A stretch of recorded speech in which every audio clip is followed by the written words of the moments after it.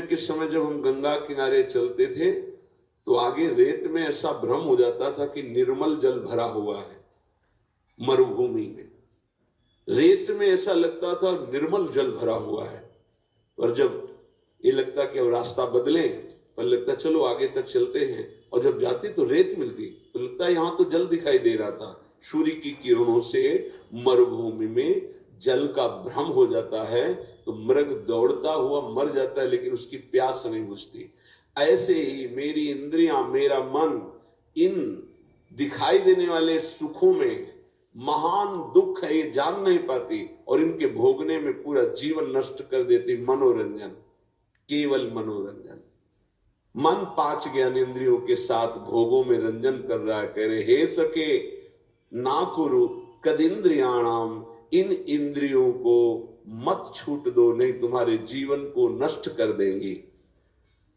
सदा विधे बहुगंजनम, जैसे बने वैसे इनकी विषयों से प्रीति को तोड़ दो, हठ पूर्वक तोड़ दो, विवेक के द्वारा तोड़ दो, भगवत समर्पित करके छोड़ दो। जैसे बने वैसे इंद्रियों से भोग भोगने की लालसा ये मिटा दो तो तुम मनुष्य जीवन का लाभ भगवत प्राप्ति कर पाओगे।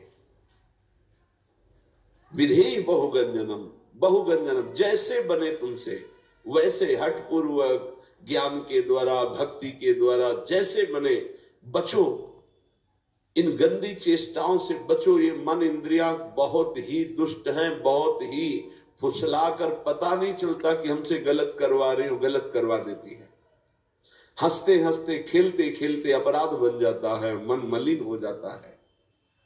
पक्का समझ लेना, पहले उत्साहित करते हैं फिर ये डराते हैं। पूरे जीवन डर में जीना पड़ता है उसको जो अधर्माचरण करता है। कल्पनात्मक भय, सामाजिक भय, भागवतिक भय, कर्म का भय उसे दंड देता रहता है, तभी वो डिप्रेशन में पहुंच जाता है।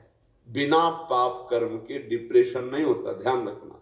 हमसे जब अशुभ कर्म हो जाते हैं और मेरा मन मलिन हो जाता है, तब चिंता, भय, शोक इनकी हो।